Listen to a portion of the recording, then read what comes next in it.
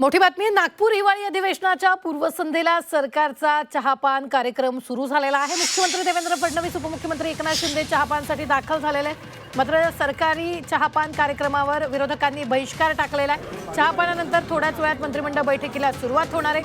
मुख्यमंत्री देवेंद्र फडणवीस आणि उपमुख्यमंत्री एकनाथ शिंदे यांच्यासोबत सर्व मंत्रीही चहापानासाठी उपस्थित आहेत। ही दृश्य आपण थेट नागपुरातून पाहतोय। दोन्ही सभागृह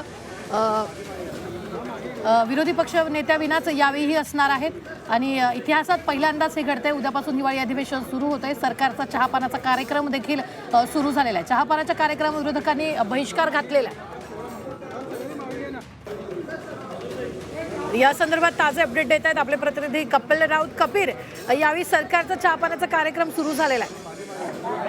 नक्कीच मी दृश्यामध्ये पाहू शकता का चहा पाण्याचा जो कार्यक्रम आहे तो सुरू झालेला आहे आणि दरवर्षीप्रमाणे यावर्षीही विरोधकांनी बहिष्कार घातलेला आहे। अनेक मुद्दे आहेत, शेतकऱ्यांची कर्जमाफी असेल, त्याचबरोबर विरोधी पक्ष नेत्याचा विषय असेल, त्याचबरोबर अनेक विषय असतील, घोटाळे असतील, त्याचबरोबर विद्यार्थ्यांचे प्रश्न असतील, तरुणींचे प्रश्न असतील, महिलांचे प्रश्न, असे अनेक प्रश्नांचा विचार सत्ताधारी करत नाहीयेत आणि त्याचबरोबर खास करून विरोधी पक्ष नेता देत नाहीये। त्यामुळे आम्ही कशाला चहा पाण्याला येऊ, आम्ही अधिवेशनात कशाला येतोय, हा प्रश्न उपस्थित केलेला आहे विरोधकांनी आणि त्या अनुषंगाने आज विरोधकांनी चहा पाण्यावरती बहिष्कार घातलेला आहे। परंतु सत्ताधारी मधले सर्वच मंत्री असतील किंवा जे महत्वाचे चेहरे आहेत, नेते आहेत, ते मात्र चहा पाण्याला उपस्थित झालेले आहेत।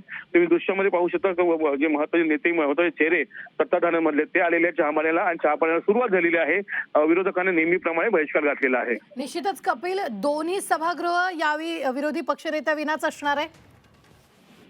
नक्कीच मागणी तर केलेली आहे, परंतु सर्वात महत्वाची अपडेट हे आहे का एक जे पत्र आहे ते पत्र मिळालेलं आहे अध्यक्षांना आणि त्याच्यावरती आम्ही विचार करू असं राम शिंदेने आज सकाळी सांगितलेलं आहे। विधान परिषदेचे विरोधी पक्ष नेता आहे या संदर्भातलं आम्ही विचार करू आणि त्याच्यानंतर पुढे आम्ही ठरवू काय करायचं ते, असं एक उत्तर समोर आलेलं आहे। त्यामुळे कुठेतरी पुढच्या हालचाली होत आहेत। त्यामुळे ह्या अधिवेशनामध्ये विरोधी पक्ष नेता मिळतो का याकडे सर्वांचं लक्ष लागलेलं आहे। निश्चितच अजित पवार अधिवेशनासाठी कधीपर्यंत पोहोचणार आहेत नागपुरात कपिल? ते आपल्या जो लग्न सोहळा आहे, त्यांच्या घरी जो लग्न सोहळा आहे त्या पूर्ण कार्यक्रमावर बिझी होते।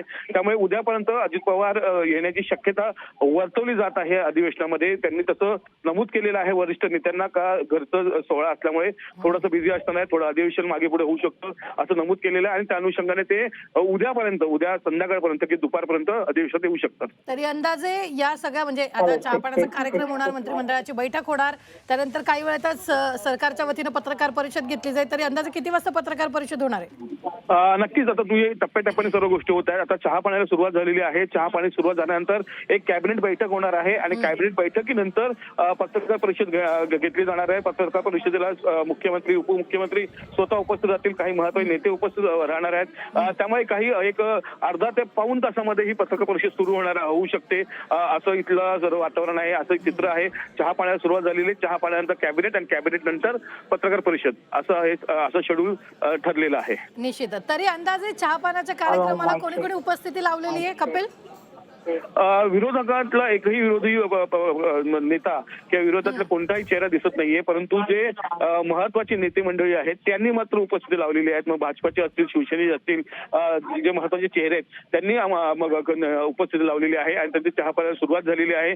खरं तर विरोधकांनी सकाळीच क्लिअर केलं होतं का आम्ही चहा पाण्याला येत नाहीये, कारण विरोधी पक्ष नेताची आम्ही कधीपासून मागणी करतोय, गेली 2 ते 3 अधिवेशन आम्ही मागणी करतोय, परंतु जाणून बुजून आम्हाला विरोधी पक्ष नेता दिला जात नाहीये असं म्हटलं त्यांचं एक प्रस्ताव आहे। त्यामुळे एकंदरीतच ह्या गोष्टी धरून आम्ही चहा पिण्याला जाणार नाही हे सकाळीच त्यांनी डिक्लेअर केलं होतं। त्या अनुषंगाने त्यांनी आताही बहिष्कार घातलेला आहे। धन्यवाद कपिल, ताजे अपडेट देण्यासाठी। आम्ही वेळोवेळी तुमच्याकडून या संदर्भातले ताजे अपडेट घेत राहणार। उद्यापासून नागपुरात हिवाळी अधिवेशन सुरू होणार आहे, त्याआधी सरकारचा चहापानाचा कार्यक्रम सुरू झालेला आहे।